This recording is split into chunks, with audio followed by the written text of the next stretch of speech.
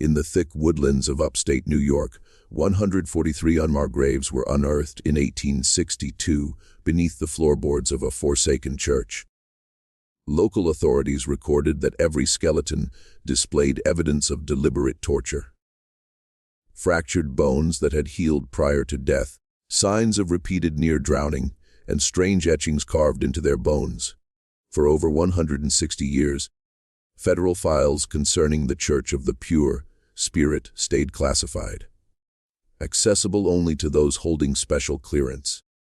I have obtained documents never before shown to the public, which reveal how 3 siblings, known as Elder Ezra, Deacon Silas, and Prophet Caleb Ravencraft, persuaded hundreds of devoted followers that suffering was the sole route to salvation, and how their dark rites of purification resulted in what might be the most disturbing religious cult in American history.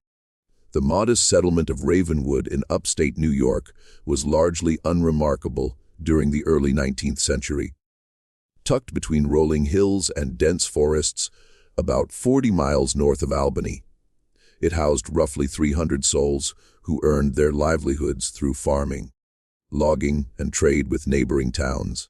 Founded in 1803 by settlers moving north from the Hudson Valley in search of fertile land and new opportunities, Ravenwood, like much of upstate New York at the time, found itself at the heart of what historians would later term the Second Great Awakening. A wave of intense religious revival that swept across America in the early 1800s. The region became known as the Burned Over District because of the fervor of religious movements that seemed to ignite and spread like wildfire through its communities. It was an era when new denominations emerged, old faiths were challenged, and charismatic preachers could attract crowds of thousands to outdoor revival meetings. Into this spiritual upheaval came the Ravencraft Brothers in the summer of 1825. Elder Ezra, the eldest at 42, possessed the commanding presence of a man used to being obeyed. His deep, set eyes, nearly black in certain lights, appeared to look into one's very soul when he spoke of divine matters. Deacon Silas, 39, had a more scholarly look, with wire-rimmed spectacles and slender fingers perpetually stained with ink from his constant writing of religious texts. Prophet Caleb, the youngest at 35, had an unsettling quality that many found both appealing and disturbing. He spoke in whispers that somehow carried across crowded rooms, and his pale blue eyes would frequently roll back during what he claimed were divine visions. The brothers arrived with considerable wealth, purchasing a large parcel of land on the outskirts of town, where they immediately began constructing what they called the Church of the Pure Spirit. Unlike the simple white clapboard meeting houses common throughout New England and New York, their church was built of dark stone quarried from the nearby hills. Its design was unusual, a central octagonal sanctuary surrounded by 8 smaller chambers, with a steeple rising to a height that seemed excessive for such a remote location. Most striking was the absence of windows in the main sanctuary, with light provided only by carefully positioned lanterns during services. What have been called by the Spirit to this place? Elder Ezra announced at their first gathering, which curiosity had made well attended despite initial skepticism from locals. In an age of false prophets and lukewarm faith, we bring the true message of purification through tribulation. The Spirit has revealed to us that this community shall be the cradle of a new understanding. The brothers had timed their arrival perfectly. The religious landscape of 1825 America was fractured and uncertain. Traditional denominations like the Episcopalians and Presbyterians were losing ground to more emotional and demonstrative faiths. Methodists were gaining converts through circuit riders, who brought fiery sermons to the frontier. Baptists were expanding rapidly with their emphasis on individual conversion experiences. And new American-born faiths were emerging, The Mormons would begin their journey just 1 year later and less than 100 miles away when Joseph Smith published the Book of Mormon in 1830. In this environment of spiritual seeking, the Ravencrafts' message found fertile ground. Their doctrine was deceptively simple at first.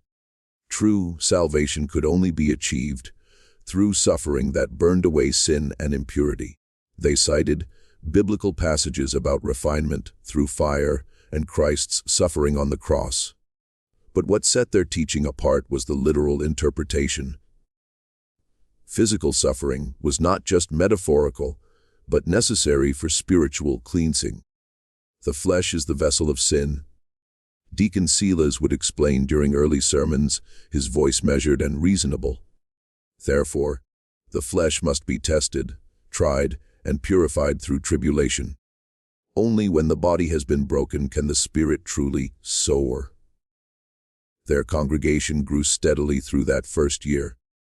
The brothers were selective about who could join, requiring potential members to undergo a discernment interview with Prophet Caleb, who would determine if they were worthy vessels for purification.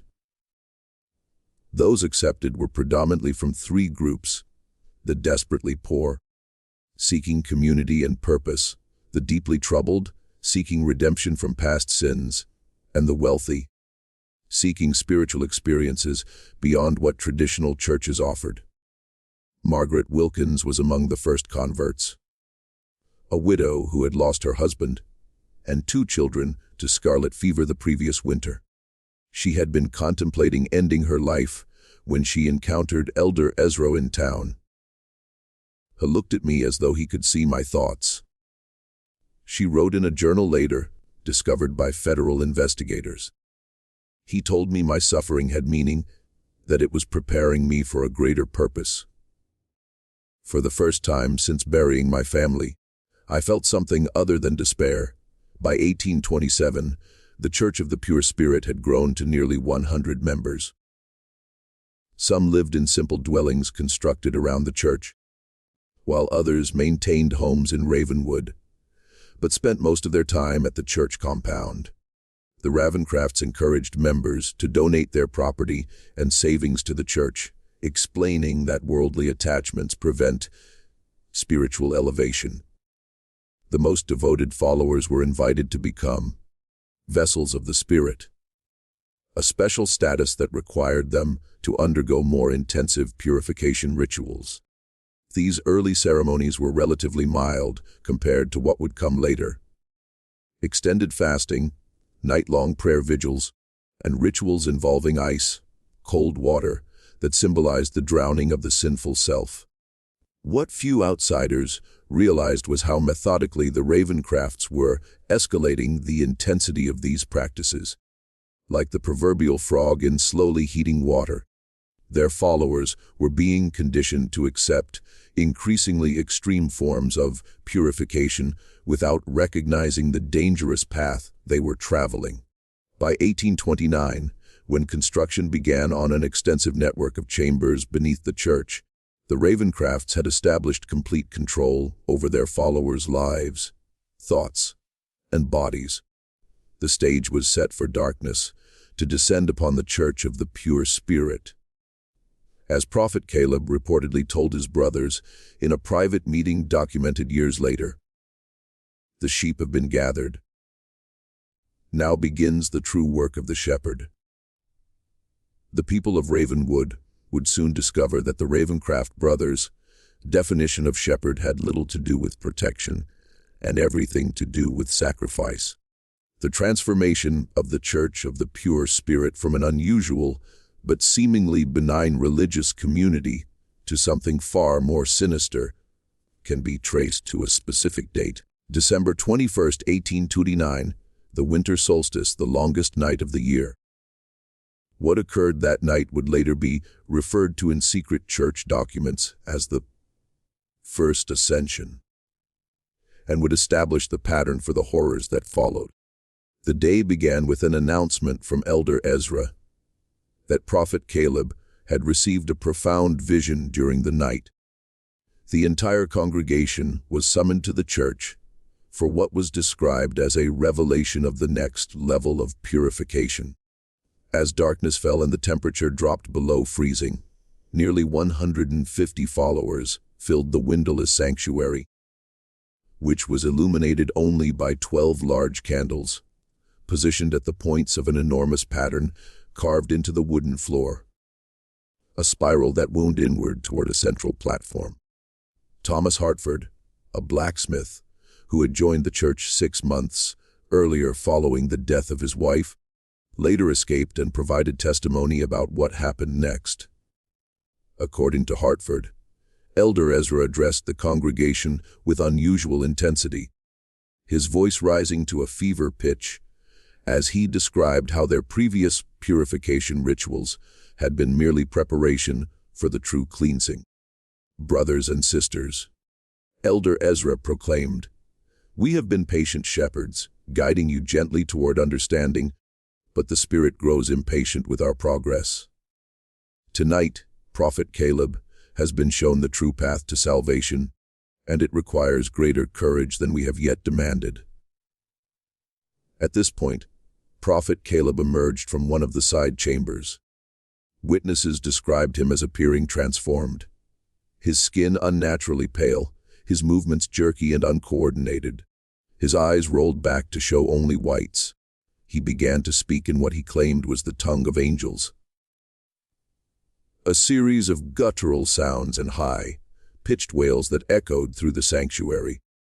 After several minutes of this disturbing display, Prophet Caleb collapsed to the floor. When he rose again, he spoke in his normal voice, but with a cadence and authority that many found mesmerizing. He announced that the Spirit had selected 3 members of the congregation for the honor of first ascension: Sarah Pembroke, Michael Collins, and Rebecca Winters. He called out, "The Spirit has found you worthy of elevation." The 3 individuals, all relatively recent converts to the church, were led to the central platform by Deacon Silas. What followed was described by Hartford as a ceremony unlike anything I believed possible among civilized people. Each of the 3 was stripped to their undergarments, despite the winter cold. They were then bound to wooden frames that had been constructed in the shape of inverted crosses. Elder Ezra explained to the congregation that inverting the sacred symbol was not blasphemy, but rather represented the necessary reversal of fortune. From pride to humility, from comfort to suffering, from life to death to rebirth. For the next several hours, the Ravencraft Brothers subjected the 3 chosen ones to a series of torments they called the 7 trials of purification.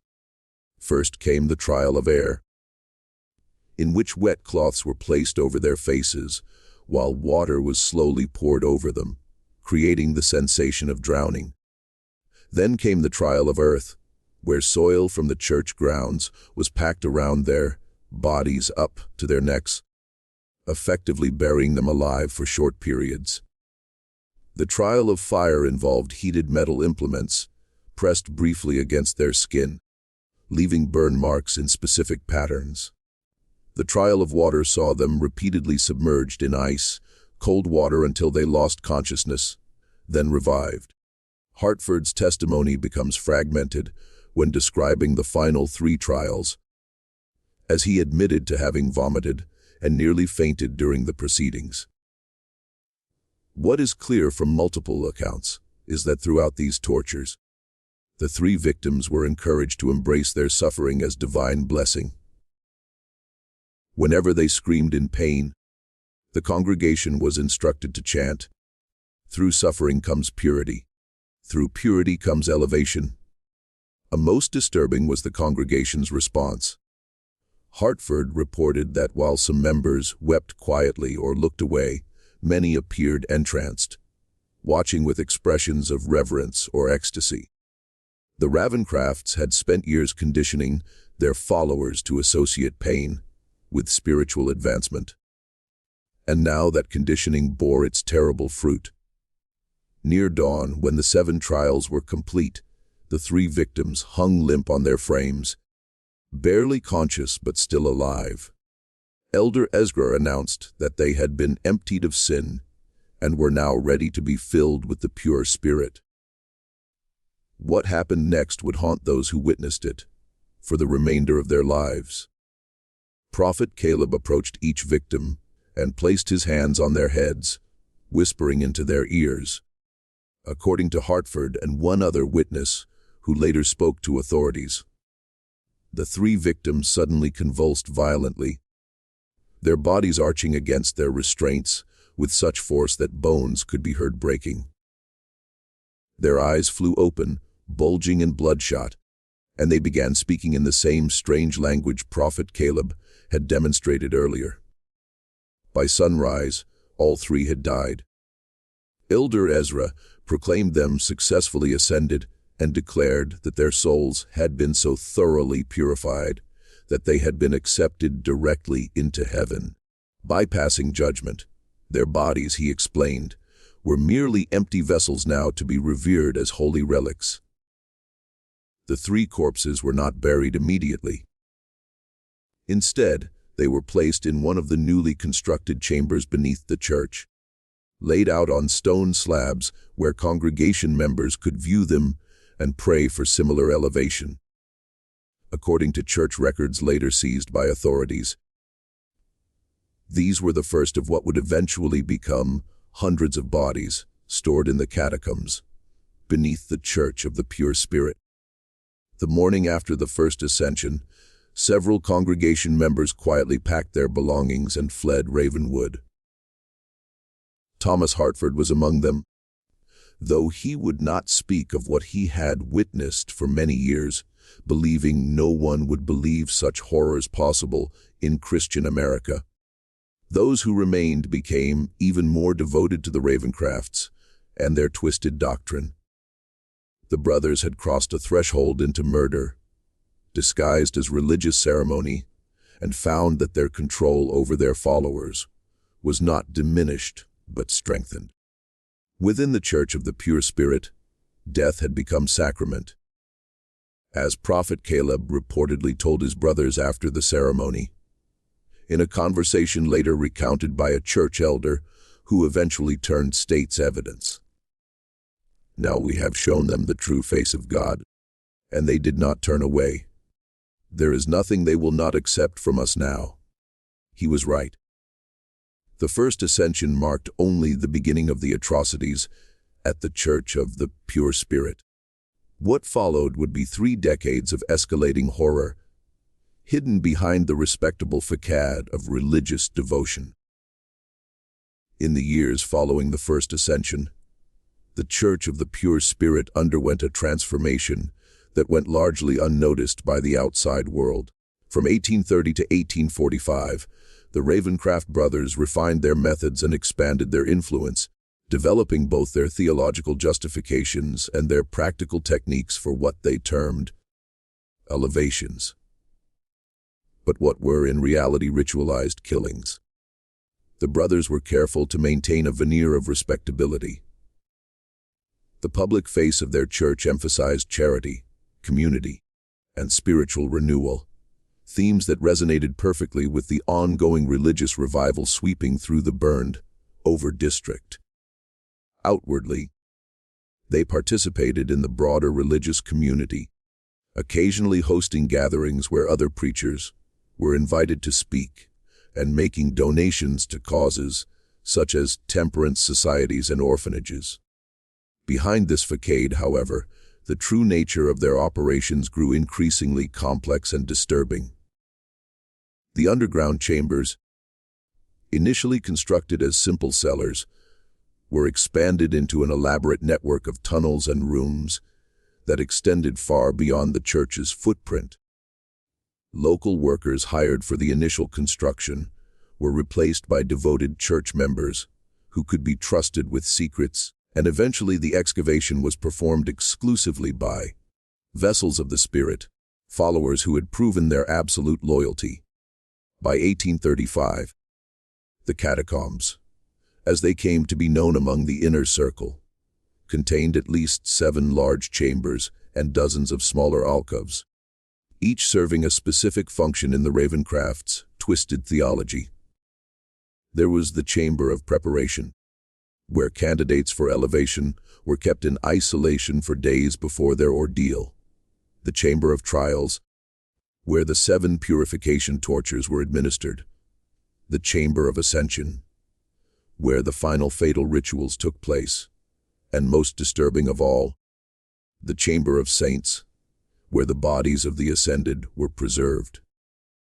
This preservation of corpses became a central element of the cult's practices. Unlike most religious groups that reverently bury their dead, the Ravencrafts kept the bodies of their victims in various states of preservation. Some were partially mummified using techniques Deacon Silas had allegedly learned from medical texts. Others were reduced to clean skeletons through methods that investigators would later struggle to reconstruct. These remains were arranged in elaborate tableaux throughout the Chamber of Saints, posed in positions of prayer or ecstasy, sometimes articulated with wire to maintain their posture. Elizabeth Carver, who joined the church in 1832 and eventually escaped in 1844, provided some of the most detailed accounts of these chambers. The smell was the first thing that struck you, she recounted to federal investigators. Not the stench of decay, as one might expect, but the overwhelming odor of chemicals. Turpentine, alcohol, and something sweeter I couldn't identify. The brothers claimed it was the perfume of sanctity, but I later learned it was substances used in embalming. Carver described how new members were gradually introduced to the existence of these chambers, first hearing about them as symbolic spaces, then being permitted limited access to the less disturbing areas, and finally, for those deemed most loyal, being allowed to witness or even participate in the rituals conducted within them. It was a careful seduction, she explained. By the time you saw the Chamber of Saints with its dozens of corpses, arranged like some grotesque congregation, you had been so thoroughly indoctrinated that it seemed beautiful rather than horrifying. I remember weeping with what I thought was religious ecstasy, the first time I was permitted entry. Now those tears shame me beyond words. The frequency of elevations increased gradually over the years. In 1830, according to church records later seized as evidence, there were only 2 such ceremonies, resulting in 5 deaths. By 1835, the number had risen to quarterly events, each claiming 2 to 4 lives. And by 1840, monthly elevations had become the norm, with special ceremonies on solstices and equinoxes often taking larger numbers of victims. The Ravencrafts became selective in choosing candidates for elevation. Initially, they favored those without close family connections, widows, orphans, and drifters who would not be missed. Later, as their confidence grew, they began selecting from devoted families within the congregation, framing selection as the highest honor a family could receive. To give a child to the Spirit was considered the ultimate expression of faith. Carver recalled, parents would compete for this blessing, offering their sons and daughters with a fervor that seems unimaginable to me now. While the brothers maintained their distinct roles, Elder Ezra as the authoritative voice, Deacon Silas as the scholarly theologian, and Prophet Caleb as the mystical conduit to the divine. Their private dynamic shifted over time. According to accounts from former inner circle members, Caleb's influence grew as his visions directed ever more aspects of church life. By 1840, it was Caleb who selected all candidates for elevation and determined the specific rituals to be used in each case. His mental state appears to have deteriorated significantly during this period. Journal entries attributed to him, recovered from a hidden compartment in his private quarters, reveal increasingly incoherent writings interspersed with detailed anatomical drawings. One entry from 1842 reads, The Spirit has revealed that souls reside not merely in the heart or mind as commonly thought, but are distributed throughout the body in specific nodes. Each elevation allows me to map these sacred points more precisely. Soon I shall have the complete divine anatomy. As the church's membership grew to nearly 300 by 1845, the Ravencrafts faced the practical challenge of disposing of evidence from their increasing number of elevations. This led to one of their most macabre innovations, the selling of human remains to medical schools. In the mid-19th century, medical colleges struggled to obtain cadavers for anatomical study. Legal sources were limited primarily to executed criminals, leaving an insufficient supply for teaching purposes. This created a black market for bodies, with resurrection men illegally exhuming the recently buried or claiming unclaimed bodies from poor houses. Deacon Silas, whose scholarly pursuits had given him connections in academic circles, established relationships with agents who supplied medical schools in Albany, New York City, and as far away as Philadelphia. Church records indicate that between 1840 and 1845, at least 67 vessels were donated to the advancement of medical science, a euphemism for the sale of murder victims' bodies. This commercial aspect served multiple purposes for the Ravencrafts. It disposed of evidence, generated significant income for the church, and provided Deacon Silas with access to medical knowledge that he incorporated into the cult's practices. From these transactions, he learned improved preservation techniques and more efficient methods of causing pain without leaving external marks. Knowledge that would make the church's later atrocities even more sophisticated. By 1845, the Church of the Pure Spirit had evolved from a fringe religious group into something unprecedented, a self-sustaining system of indoctrination, ritual murder, and profit disguised as spiritual advancement. The brothers had created what one federal investigator would later call a perfect machine for evil, operating in plain sight under the protection of religious freedom. Yet, despite their careful management of appearances, rumors began to spread. The sheer number of people who had joined the church only to disappear from public life raised questions. Former members who had fled rarely spoke openly about their experiences, fearing either disbelief or retaliation. But their haunted expressions and reluctance to discuss their time with the Ravencrafts fueled local suspicions. It was these growing murmurs, combined with an unexpected discovery by a postal inspector investigating financial irregularities, that would eventually draw official attention to the quiet horror unfolding in Ravenwood. But that reckoning still lay years in the future. For now, the Church of the Pure Spirit continued its dark work. Its true nature, hidden beneath layers of religious respectability and the fervent devotion of followers who had been taught to see murder as the highest form of worship.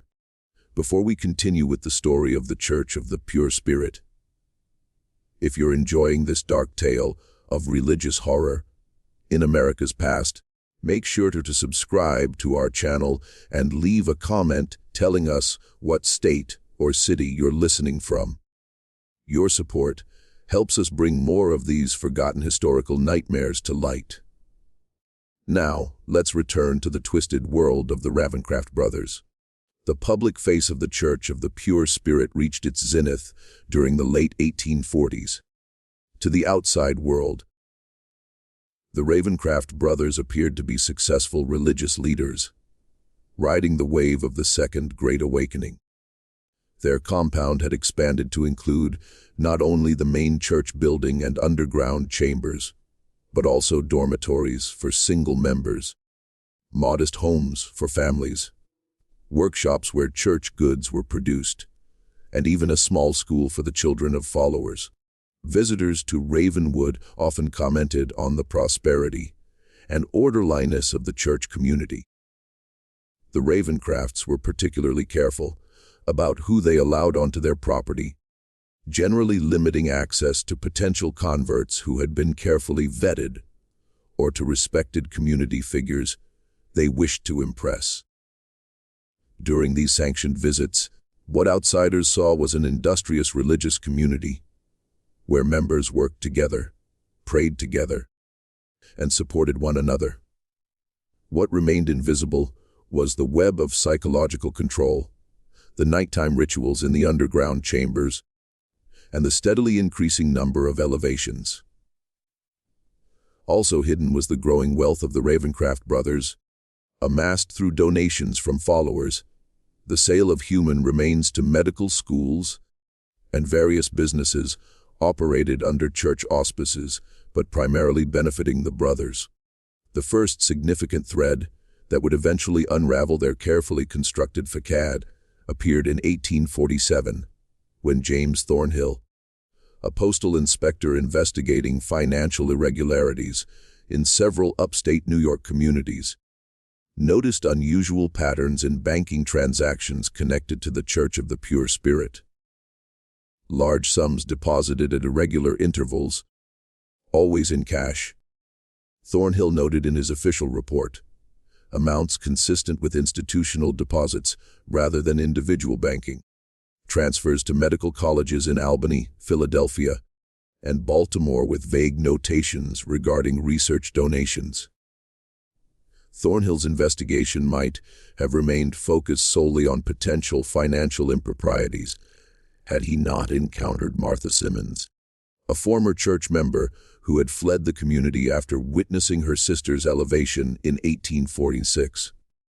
Initially reluctant to speak about her experiences, Simmons eventually provided Thornhill with the first official testimony about the true nature of the Ravencraft's activities. She spoke of rituals involving torture, of bodies kept in underground chambers, of children being selected for special blessings and never seen again. Thornhill wrote, "Claims so outlandish that I would have dismissed them as the ravings of a disturbed mind had they not aligned so perfectly with the financial irregularities I'd already documented." Thornhill brought his concerns to his superiors, but the response was tepid at best. Religious freedom was strongly protected, and accusations against a church required extraordinary evidence. Without permission to pursue an official investigation, Thornhill continued gathering information privately, creating a network of contacts around Ravenwood who could report on the church's activities. One such contact was Dr. William Garrett, a physician in Albany who had grown suspicious about the condition of cadavers he examined that allegedly came from the Church of the Pure Spirit. Standard practice was to receive bodies of the deceased who had donated their remains to medical science. Garrett later testified, but these specimens showed signs of systematic ante-mortem trauma, injury sustained before death that had partially healed, and the manner of death itself was consistent across multiple bodies. Evidence of asphyxiation combined with extreme physical stress. In 1850, Garrett secretly reached out to Thornhill, providing detailed medical reports on 7 bodies he had examined. These documents provided the first scientific evidence that something sinister was occurring at the Church of the Pure Spirit. Still, authorities remained reluctant to act against a religious organization without irrefutable proof of criminal activity. The breakthrough came from an unexpected source. In the spring of 1851, Prophet Caleb Ravencraft's mental state, which had been deteriorating for years, reached a crisis point. According to accounts from church members who later testified, he began experiencing violent episodes where he would rave about spirits emerging from the walls and the divine anatomy becoming visible in the air. During church services, his prophetic utterances became increasingly bizarre and frightening, even to the most devoted followers. Elder Ezra and Deacon Silas attempted to manage the situation by limiting Prophet Caleb's public appearances, explaining his absences as periods of intense communion with the Spirit. In private, however, they confined him to a specially constructed room in the furthest reaches of the underground chambers, where his screams would not be heard above ground. This confinement might have contained the immediate problem had Prophet Caleb not escaped during a momentary lapse in supervision. On the night of June 17, 1851, he somehow freed himself from his restraints and made his way through the catacombs to emerge in the woods beyond the church property. What followed was described in the Albany Evening Journal as a scene of public madness unprecedented in the region's history. Naked and covered in self-inflicted wounds, Prophet Caleb appeared in Ravenwood's town square during a community gathering celebrating the summer planting. Before a crowd of horrified onlookers, he proclaimed himself the living vessel of the pure spirit and began describing in explicit detail the rituals conducted beneath the church. The blood of the purified strengthens our connection to the divine, he reportedly shouted. 217 vessels have been emptied, and the Spirit has filled me with their essence. The chambers beneath hold the sacred remains of the elevated, and soon all of you shall join them in glorious suffering.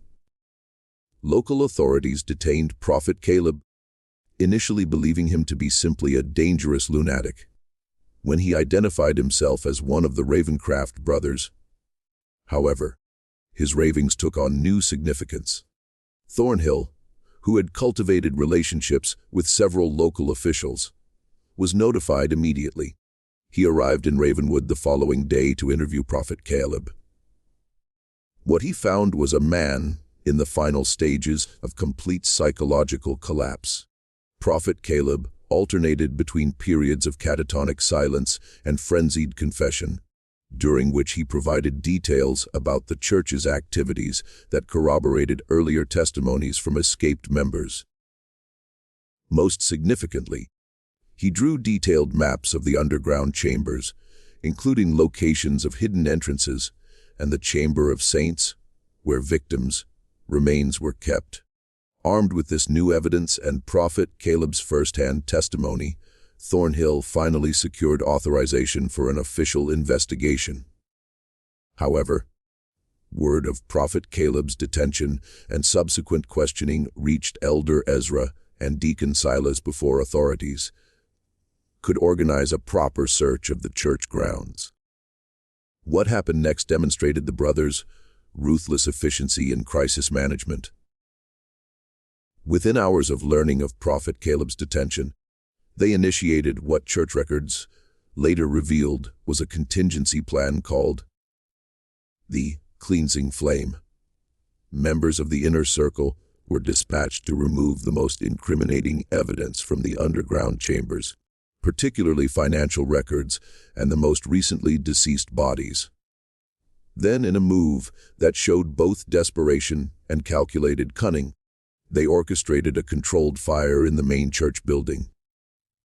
The fire was carefully set to destroy specific areas, while leaving others intact, creating the appearance of a tragic accident rather than deliberate destruction of evidence. By the time authorities arrived with a search warrant on June 19, 1851, they found the church building partially burned and the congregation engaged in recovery efforts.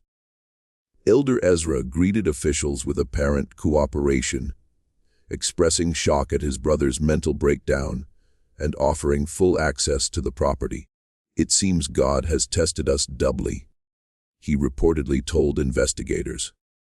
"First with the affliction of my beloved brother's mind, and now with this terrible fire.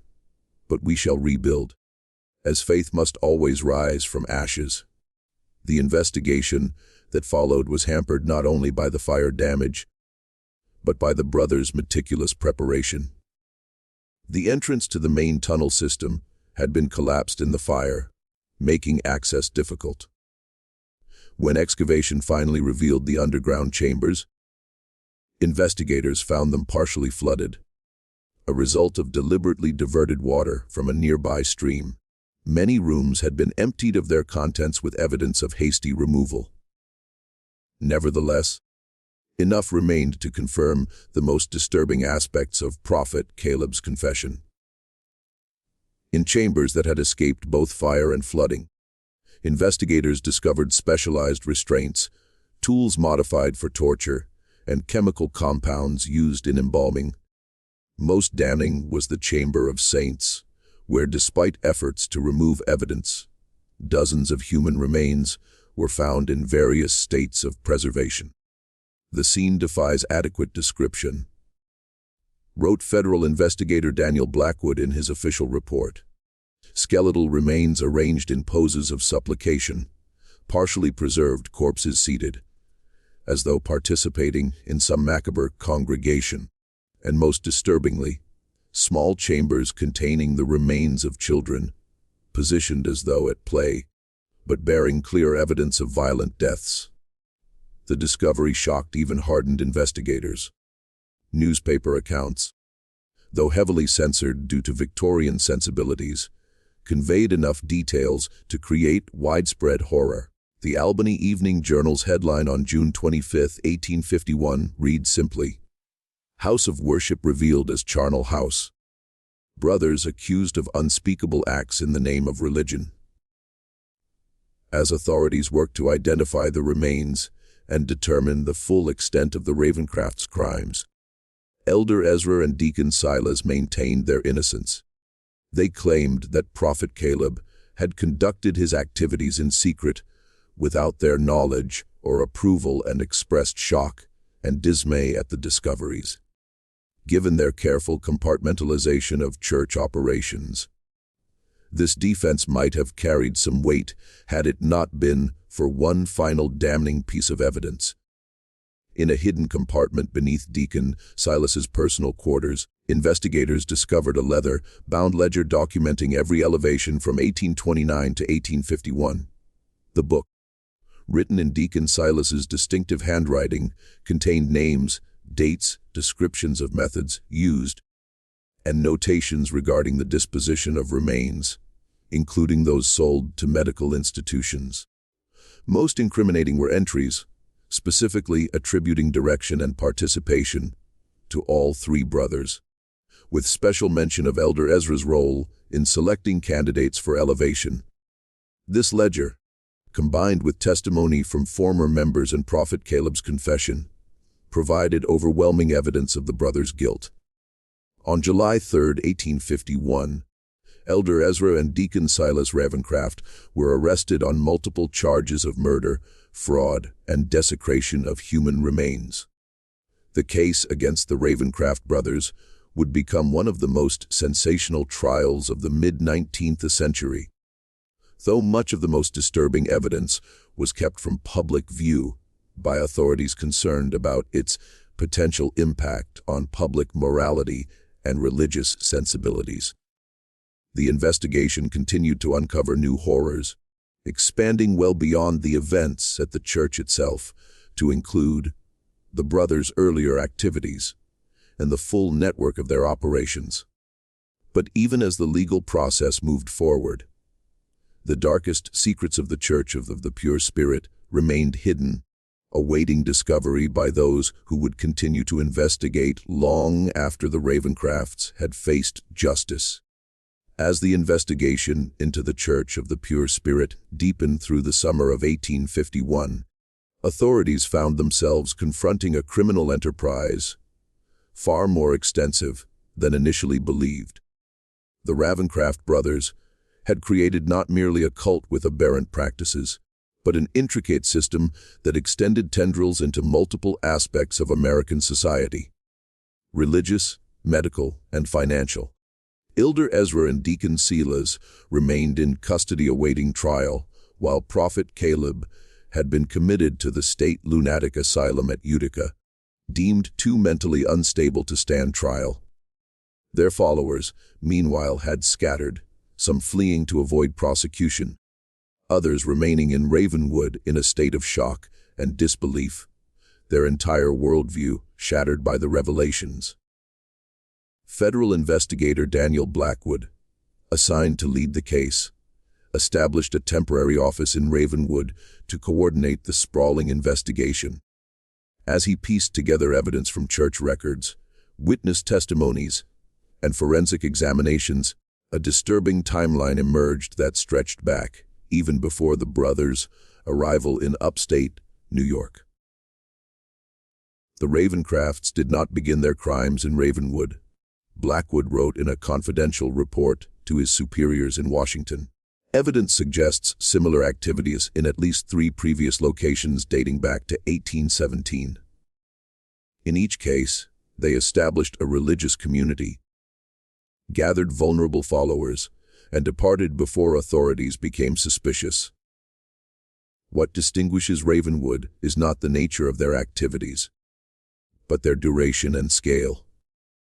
Records, recovered from a hidden vault beneath Deacon Silas's quarters, revealed that the brothers had operated under different names in Connecticut, Pennsylvania, and Ohio before settling in New York. In each location, they had refined their methods, learning from mistakes and developing the theological framework that would eventually become the doctrine of the Church of the Pure Spirit. Most disturbing was evidence suggesting the brothers had not acted entirely alone. Correspondence between Deacon Silas and individuals at several medical colleges indicated knowledge, if not explicit awareness, of the illicit source of the specimens being provided. One letter from a prominent Philadelphia anatomist dated 1844 praised the exceptional quality and unique preparation of bodies received from the church, noting that the subjects show evidence of systematic anatomical study prior to death, as though the bodies were prepared for our work while still living. This revelation opened a new and horrifying dimension to the case. The Ravencrafts had not merely been killing their followers in the name of religious purification. They had been conducting systematic experiments on living subjects, documenting their findings, and selling both the bodies and their research to medical institutions. The brothers appear have been conducting a form of primitive physiological research. Dr. Samuel Prescott of the Albany Medical College stated in his expert testimony to investigators, "The patterns of injury, the methods of preserving tissue, and the detailed anatomical notes suggest an attempt to study human responses to various stimuli, particularly pain and its effects on the body's systems." In August 1851, the investigation took an unexpected turn when a respected physician from Boston came forward with information that transformed understanding of the case.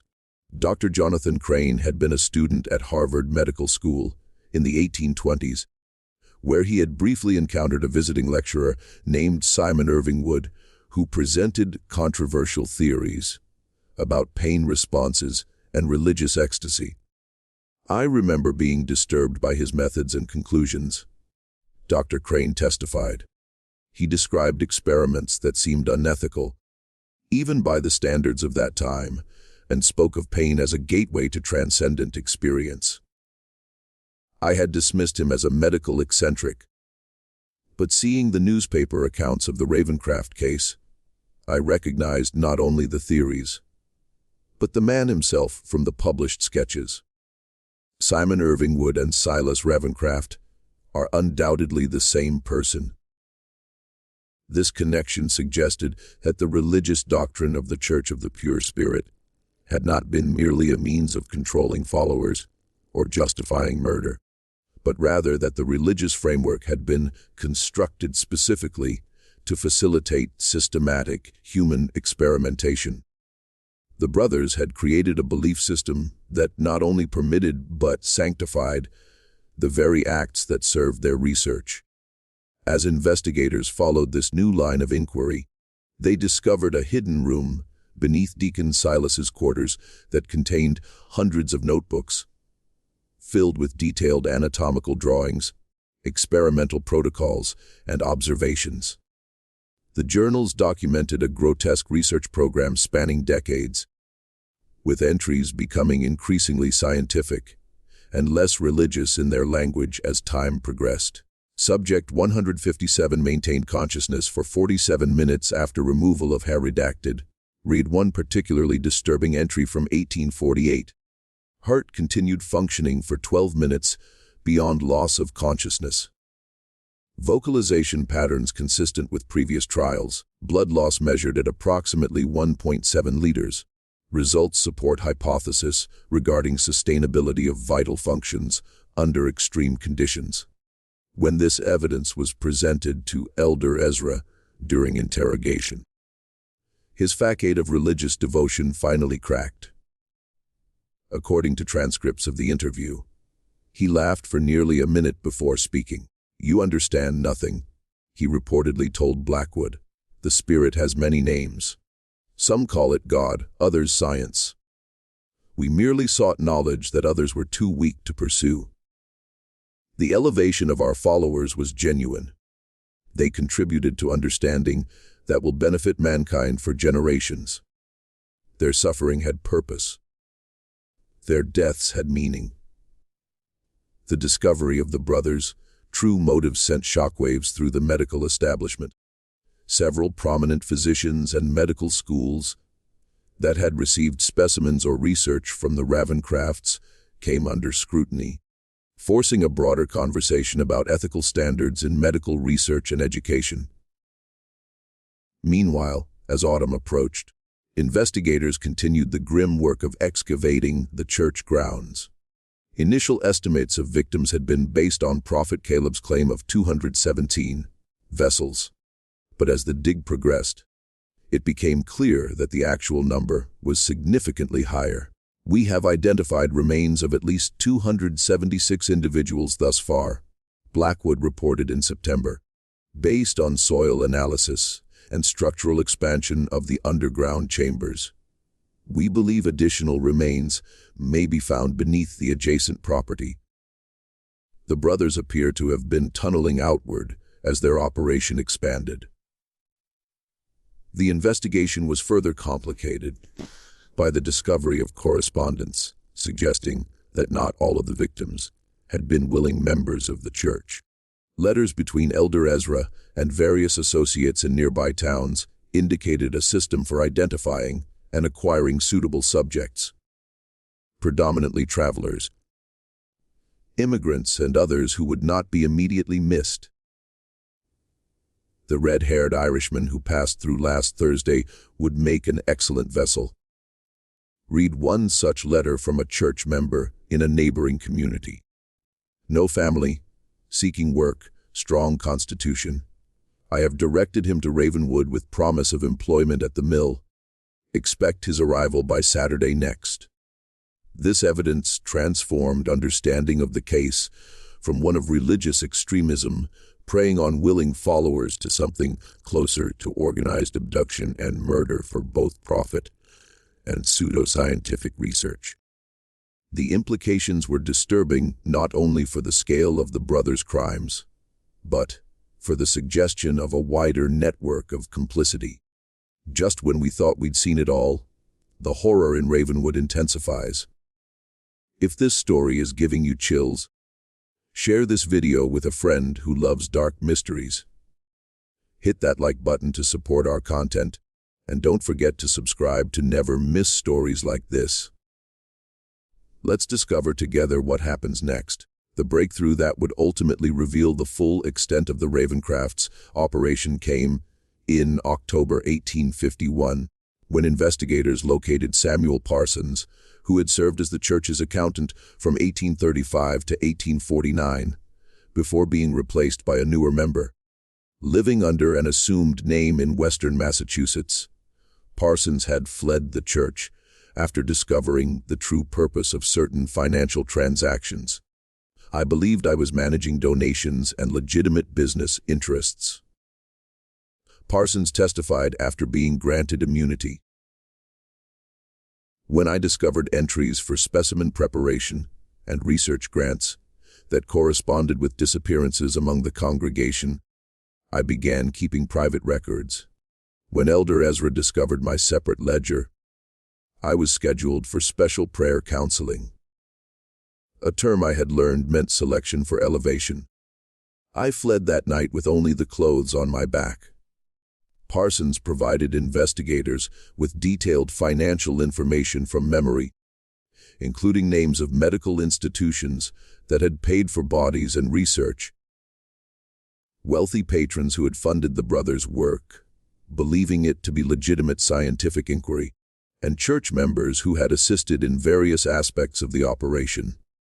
Most significantly, he revealed the existence of a second facility located nearly 40 miles from Ravenwood, a remote farmhouse that the brothers had purchased through an intermediary in 1840.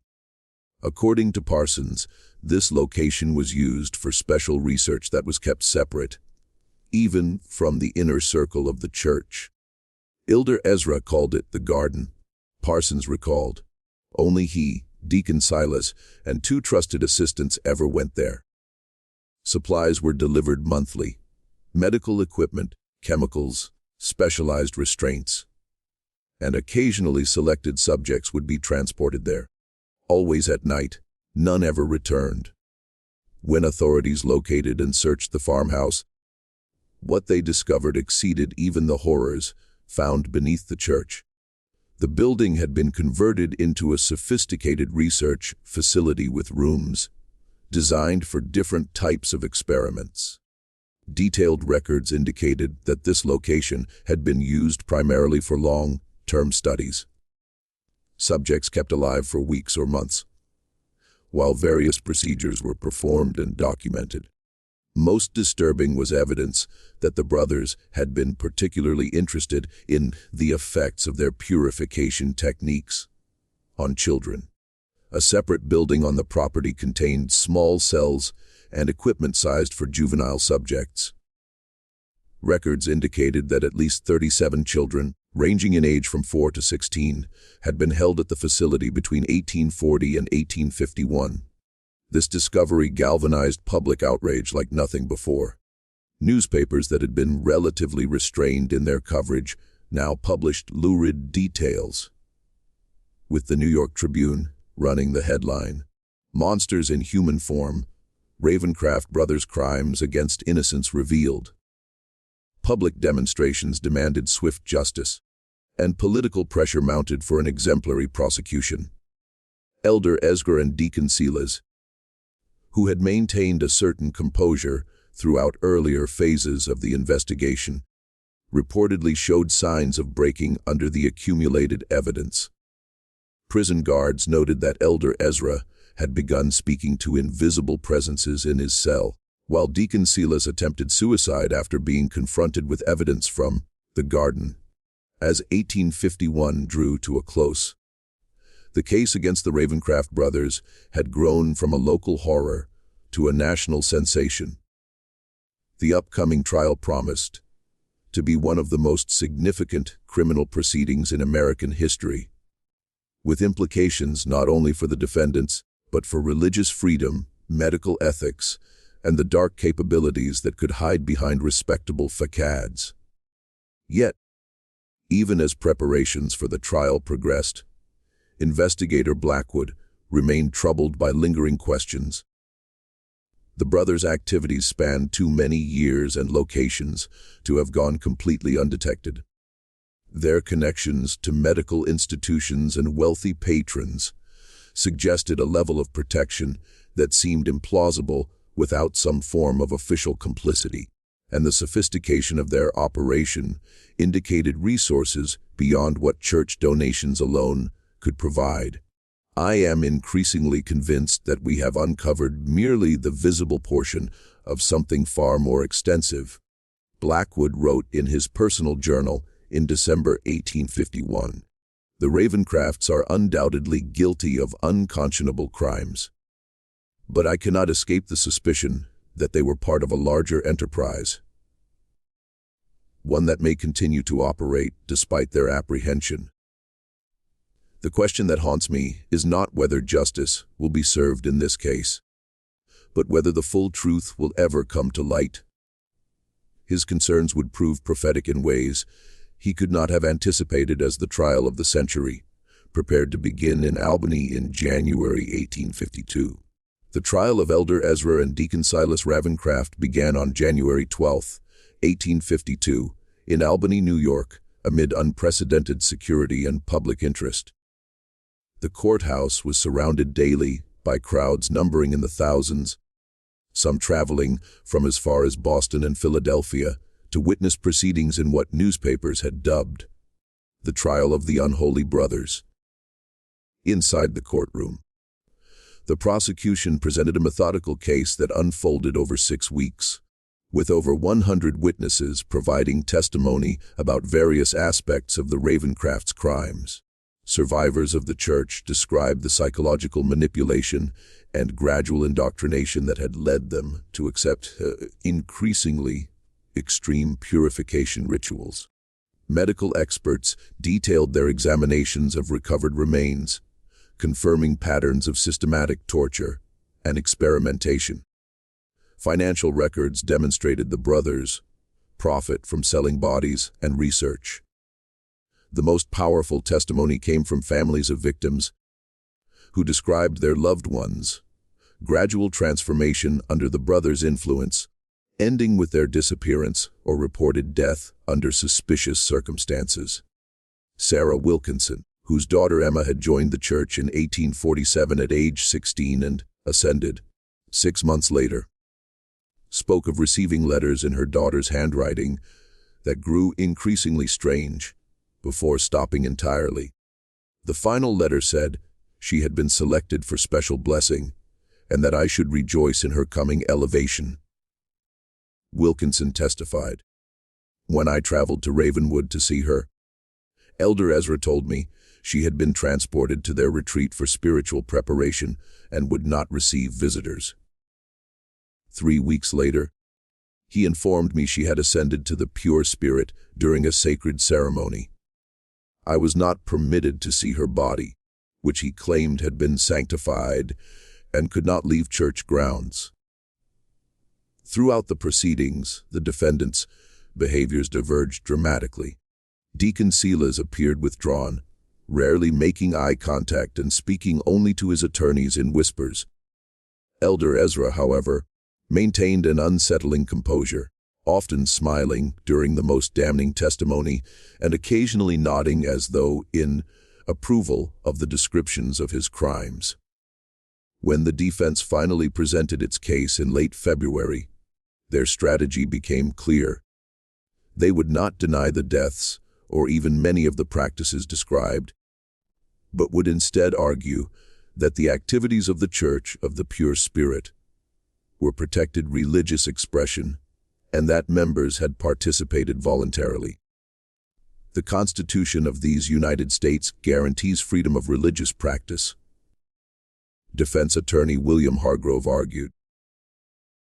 The ceremonies of the Church of the Pure Spirit, while perhaps shocking to conventional sensibilities, were conducted with the full knowledge and consent of participants who shared the Ravencrafts' belief in purification through suffering. This defense collapsed under cross-examination of former church members who testified to coercion, deception, and the administration of substances now identified as containing opium and other mind-altering compounds. The final blow came when the prosecution presented the records from the garden, showing clearly that many victims had been outright abducted, rather than recruited as church members.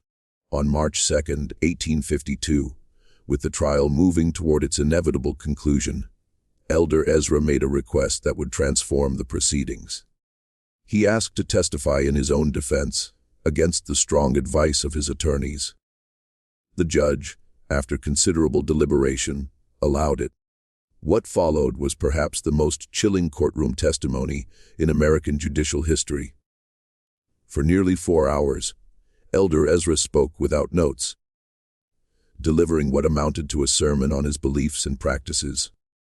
He neither denied the charges nor expressed remorse, but instead offered a coherent, if terrifying, philosophy that combined religious mysticism with scientific rationalism in service of what he called The elevation of humanity through systematic understanding of transcendence.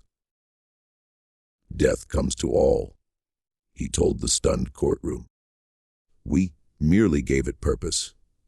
Those who ascended through our ministrations contributed to knowledge that will ultimately benefit all mankind. Their suffering was temporary, their contribution eternal. Most disturbing was his clear intellectual capacity and the systematic way he had constructed a belief system to justify atrocity. He spoke of pain as the purest form of consciousness, of death as merely a transition of energy, and of his victims as willing participants in the greatest scientific and spiritual endeavor of our age. When Prosecutor James Sullivan asked out about the children found at the garden, Elder Ezra's response sent audible gasps through the courtroom. The young vessel receives the Spirit most purely. Their observations were most valuable precisely because they were unclouded by preconception. We honored them by allowing their suffering to illuminate paths others fear to tread. At this statement, a man in the gallery, later identified as Harold Winters, whose son had disappeared after attending a church service in 1847, rushed toward the witness stand with a concealed knife. He was restrained by court officers before reaching Elder Ezra, who had not flinched or attempted to move. You see, Elder Ezra remarked calmly after Winters had been removed, even now, the mere suggestion of truth provokes violence from those too limited to comprehend it. This has always been the response to those who push beyond conventional boundaries of knowledge and belief. After Elder Ezra's testimony, Deacon Silas declined to take the stand. His attorney offered only a brief statement, suggesting that his client had been under his brother's influence and requesting mercy on those grounds. The prosecution's closing arguments emphasized the calculated nature of the brothers' crimes, the suffering of their victims, and the betrayal of both religious faith and scientific principle that their actions represented. The jury deliberated for less than 3 hours before returning with guilty verdicts on all counts for both defendants. On March 10, 1852, Judge William Blackwood sentenced the Ravencraft brothers to death by hanging, declaring their crimes an offense against God, humanity, and the moral foundation upon which civilized society rests. The execution was scheduled for April 15th, but events would take an unexpected turn in the intervening weeks. Prophet Caleb, who had been confined to the asylum at Utica, died under mysterious circumstances on March 20th. Official reports stated he had succumbed to nervous exhaustion, but rumors suggested either suicide or murder by attendants who had learned of his connection to the notorious case. More significantly, on the night of April 7th, a fire broke out in the Albany jail, where the Ravencraft brothers were being held. By the time the blaze was controlled, 3 inmates and 2 guards had died from smoke inhalation. Initial reports indicated that Deacon Silas was among the dead, his body identified by distinctive rings he wore. Elder Ezra, however, was not found among either the dead or the survivors. The manhunt that followed was the largest in New York State history to that point. Federal authorities joined local law enforcement in searching for the escaped prisoner, with wanted posters distributed throughout the Northeast. Reported sightings came from as far away as Chicago and Montreal, but none led to capture. As weeks passed without success, troubling questions emerged about the circumstances of the jail fire and Deacon Silas's death. The official identification had been made hastily, based primarily on personal effects rather than clear recognition of the badly burned body. Some investigators, including Blackwood, questioned whether either brother had actually died in the fire. The timing and nature of the incident suggests planning and outside assistance. Blackwood wrote in a confidential report, "The possibility must be considered that both brothers escaped, with one corpse misidentified as Deacon Silas, while another prisoner remains unaccounted for in the confusion.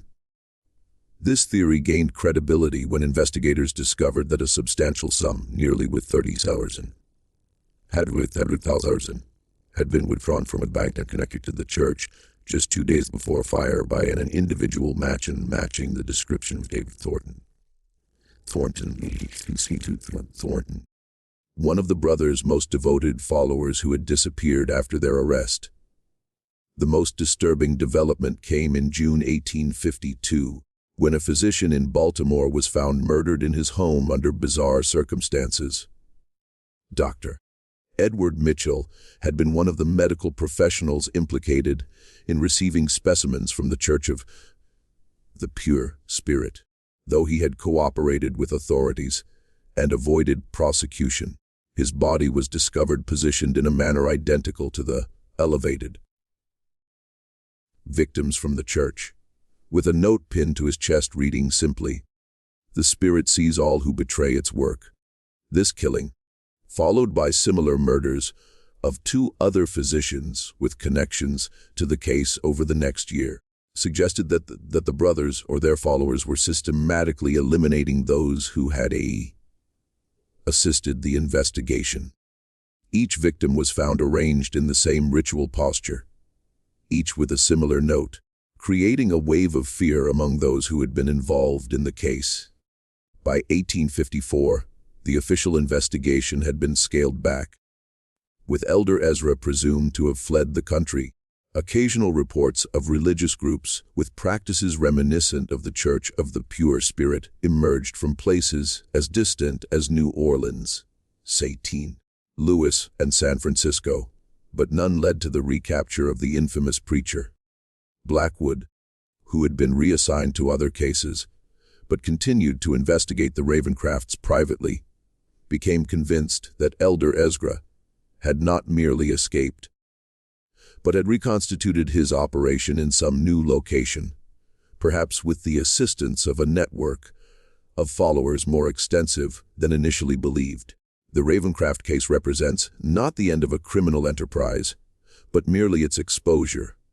He wrote in his final report before retiring in 1860, "The combination of religious fervor, scientific curiosity without moral constraint, and the promise of transcendent knowledge creates a powerful allure that did not die with our prosecution of 2 of its practitioners. I fear we have merely driven this darkness further into the shadows, where it continues its work beyond our sight." His assessment would prove prophetic. In the decades that followed, scattered reports would emerge of religious groups with striking similarities to the Church of the Pure Spirit appearing briefly before disappearing again, often leaving unexplained disappearances in their wake.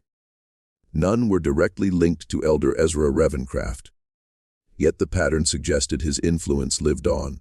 The most significant such incident occurred in 1862, a decade after the original case, when a small church, calling itself the Sanctuary of Divine Understanding, was discovered abandoned near the Massachusetts-Vermont border.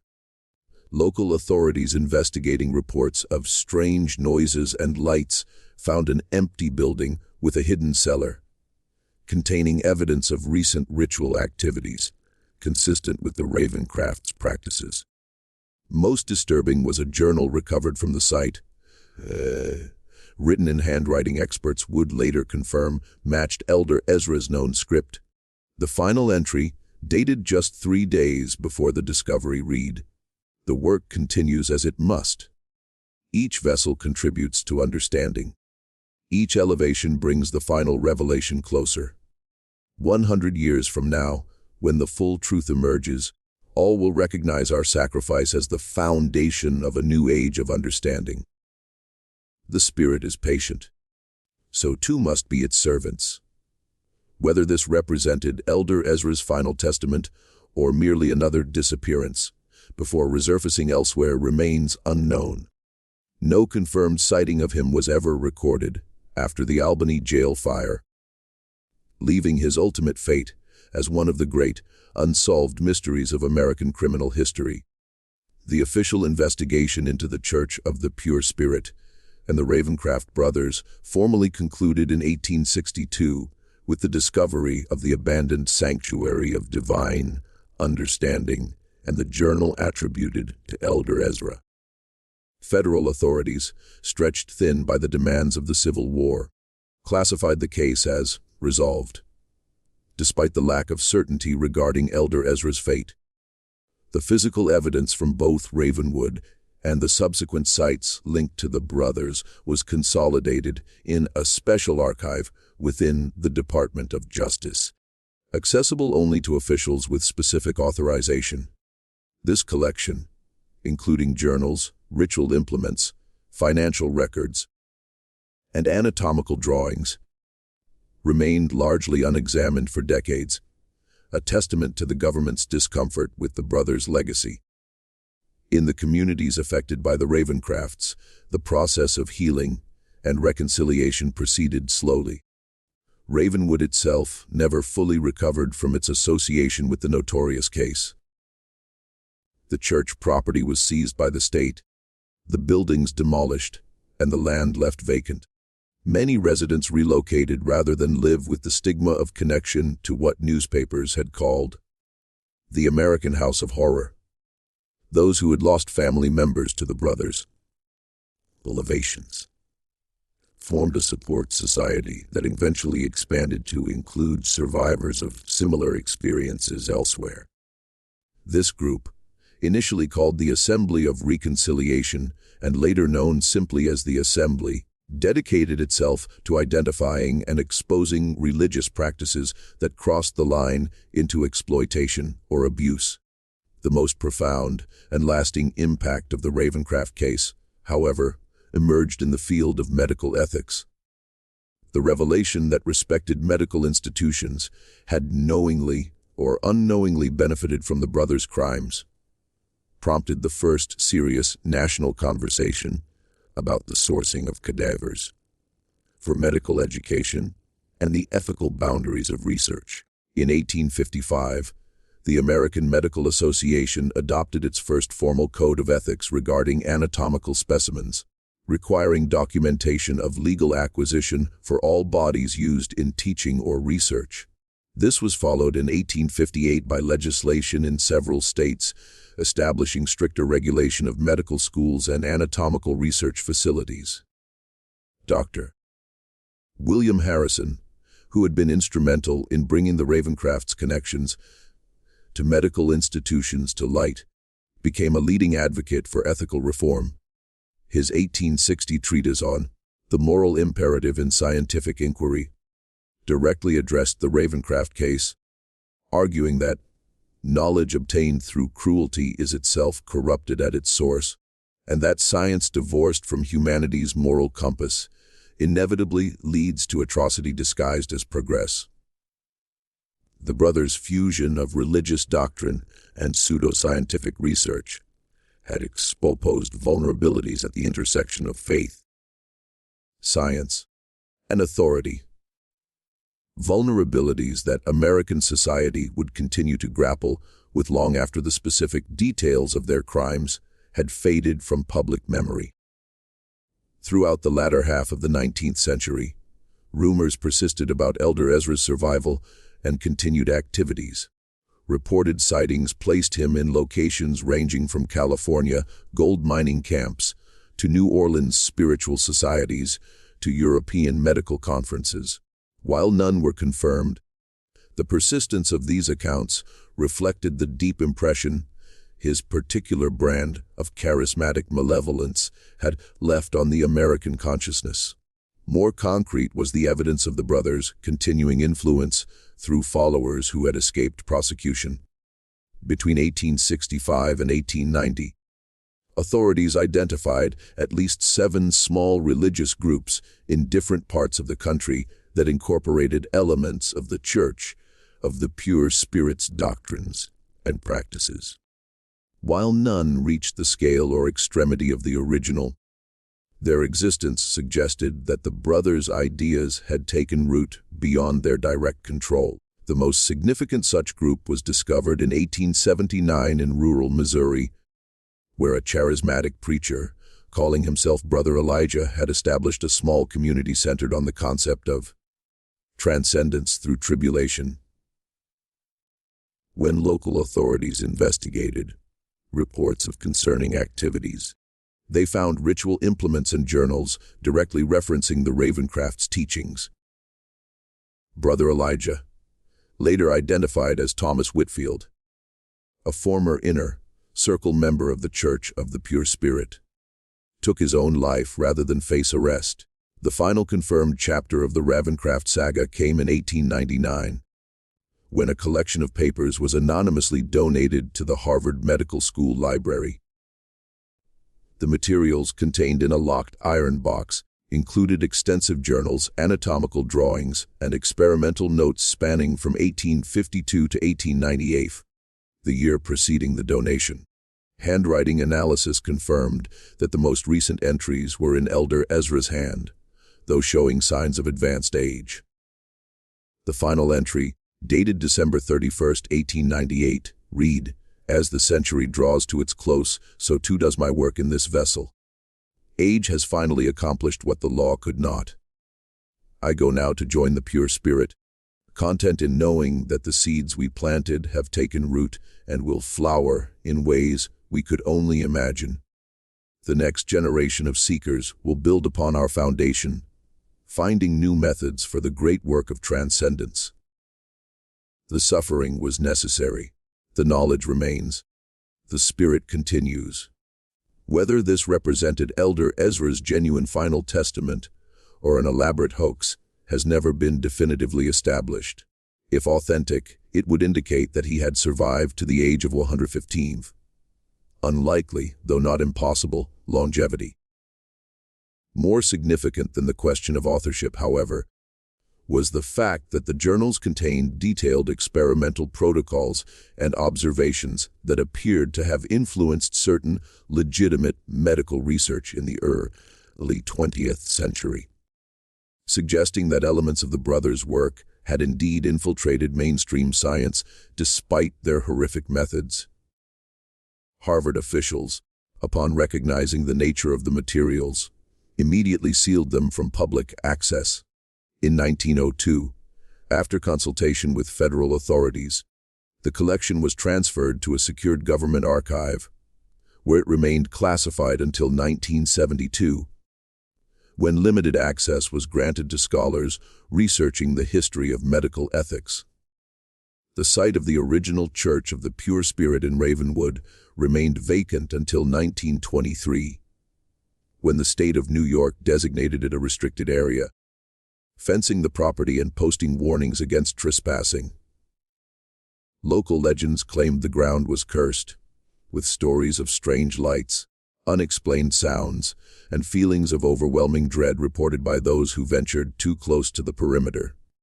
In 1967, a team from the State University of New York conducted the first archaeological survey of the site using then modern techniques to examine areas that had been inaccessible during the original investigation. Their discoveries included additional human remains in previously unexcavated portions of the tunnel system, bringing the estimated victim count to over 400, significantly higher than the 276 documented in the official record.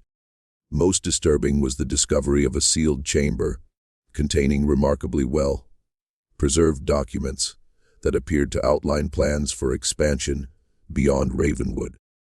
These materials suggested that the Church of the Pure Spirit had been intended as merely the first node in a network of similar operations throughout the United States and potentially abroad. A vision that Elder Ezra may have continued pursuing after his escape. Today, more than 160 years after the Ravencrafts' reign of terror was exposed, their legacy persists in multiple domains.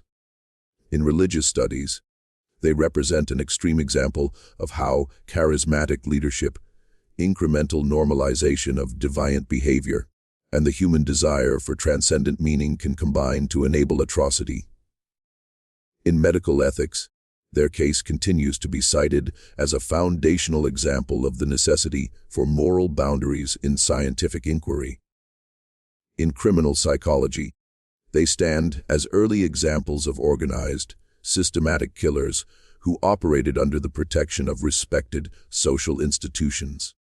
For the communities and families touched by their crimes, however, the Ravencrafts represent something more immediate and personal. A wound in the fabric of American history that has never fully healed. Descendants of victims and survivors still gather annually in a small ceremony at a memorial established in Albany in 1902, bearing the simple inscription, "For those lost to darkness, that their suffering not be forgotten." The questions that haunted investigator Blackwood in 1852 continue to resonate. How did the brothers develop their unique fusion of religious control and pseudoscientific experimentation? Who else knew of or facilitated their activities? And perhaps most disturbingly, how much of their influence persists unrecognized in institutions and ideas that continue to shape American society?